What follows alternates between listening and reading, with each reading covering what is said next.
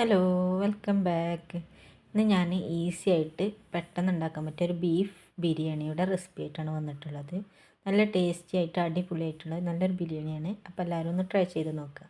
അപ്പോൾ നമുക്ക് വീഡിയോയിലേക്ക് കിടക്കാം. ആദ്യം തന്നെ 1 കിലോ ബീഫ് കഴുകി വൃത്തിയാക്കി കുക്കറിലിട്ട് അതിലേക്ക് ആവശ്യത്തിന് ഉപ്പും ഒരു അര കപ്പ് വെള്ളവും ഒഴിച്ച് ഇത് വിസിലടുപ്പിച്ചെടുക്കുക. ഒരു 5-6 വിസിലടിച്ചാൽ തന്നെ ബീഫ് വെന്ത് കിട്ടും. അങ്ങനെ അതിന് ശേഷം ഒരു കുക്കറെടുത്ത് അതിലേക്ക് 1 കിലോ ബിരിയാണിയിലേക്കുള്ള ഇൻഗ്രീഡിയൻസാണ് പറയുന്നത്. ഇതിലേക്ക് 2 തക്കാളി, 4 സവാളയും ഒരു 8-10 വെളുത്തുള്ളിയും 1 ഇഞ്ച് വലുപ്പമുള്ള ഇഞ്ചിയും ഒരു 4-5 നല്ല എരിവുള്ള പച്ചമുളകാണെങ്കിൽ 4-5 എടുക്കുക. അതും ചേർത്ത് ആവശ്യത്തിന് വെളിച്ചെണ്ണ ഒഴിച്ച് വിസിലടുപ്പിച്ചെടുക്കുക. ഞാൻ ഇപ്പോൾ പച്ചമുളക് ചേർക്കാൻ വിട്ടുപോയതാണ്, ഞാൻ പിന്നെ ചേർക്കുന്നുണ്ട്.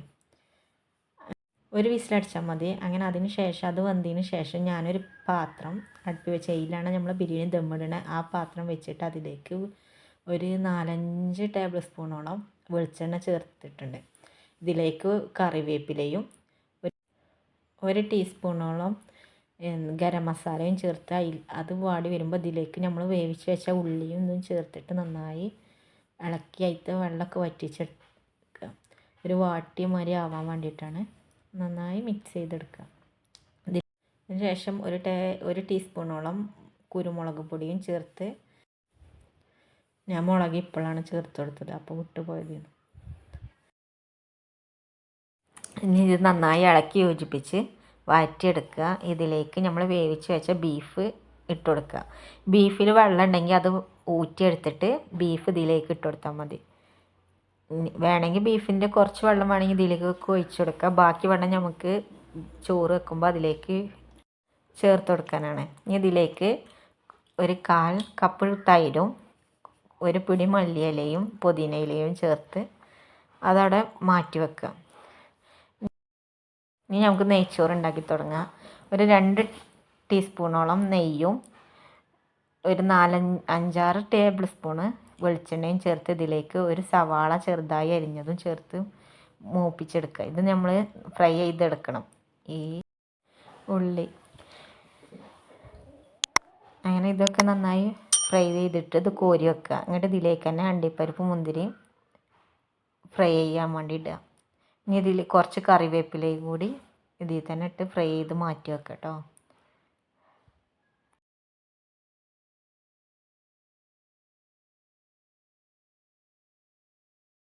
അങ്ങനെ ഉള്ളിയൊക്കെ ഫ്രൈ ചെയ്ത് കോരിയതിന് ശേഷം അണ്ടിപ്പരിപ്പും ഇട്ട് അത് ഒന്ന് കളറ് ചേഞ്ച് ചെയ്ത് വരുമ്പോൾ അതിലേക്ക് തന്നെ മുന്തിരി ഇട്ട് അതും ഫ്രൈ ചെയ്ത് കോരി വെച്ച് ഇനി നെയ്ച്ചോറ് ഉണ്ടാക്കുക. അതിന് 1 കപ്പ് അരിക്ക് 1.5 കപ്പ് വെള്ളം എന്ന നിലയിൽ വെള്ളം എടുത്ത് അത് ഇതിലേക്ക് ഒഴിച്ചു കൊടുക്കുക. ഇതിലേക്ക് ക്യാരറ്റും ഇട്ട് ഇത് നന്നായി തിളച്ച് വരുമ്പോൾ ഞാൻ ഇവിടെ 1 കിലോ അരിയാണ് എടുത്തിട്ടുള്ളത്. അത് നന്നായി കഴുകി ഇതിലേക്ക് ഇട്ട് കൊടുക്കുക. ആവശ്യത്തിന് ഉപ്പ് ഇട്ട് കൊടുക്കണം കേട്ടോ. വെള്ളമൊക്കെ നന്നായി തിളച്ച് വന്നിട്ടുണ്ട്. നമ്മൾ കഴുകി വെച്ച അരി ഇതിലേക്ക് ഇട്ട് കൊടുക്കുക. 1 കിലോ അരിയാണ് എടുത്തിട്ടുള്ളത്. അങ്ങനെ ഇത് ബബിൾസ് വന്നുകൊണ്ട് ഇങ്ങനെ വരുമ്പോൾ അത് നന്നായി അടക്കിയിട്ട് ഇത് അടച്ച് വെക്കുക.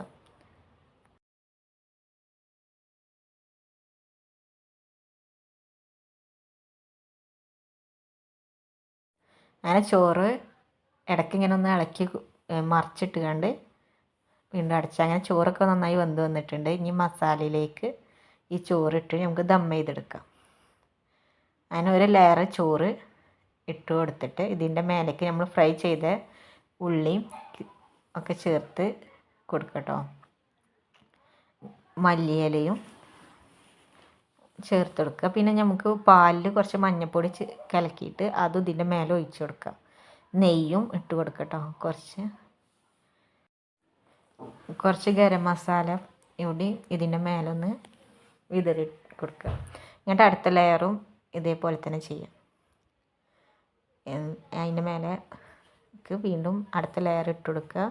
ഇനി അതിൻ്റെ മേലെ ഫ്രൈ ചെയ്ത ഉള്ളി, നെയ്യും ഗരം മസാലയും മല്ലിയിലയൊക്കെ ഇട്ടുകൊണ്ട് വീണ്ടും ആ പാൽ ഒഴിച്ച് ദം ചെയ്തെടുക്കുക.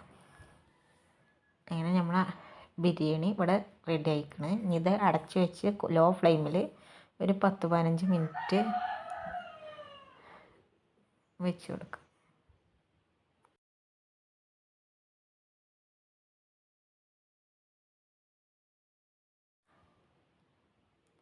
അങ്ങനെ നമ്മൾ അടിപൊളി ദം ബിരിയാണി ഇവിടെ റെഡിയായി. എല്ലാവരും ഒന്ന് ട്രൈ ചെയ്ത് നോക്കുക.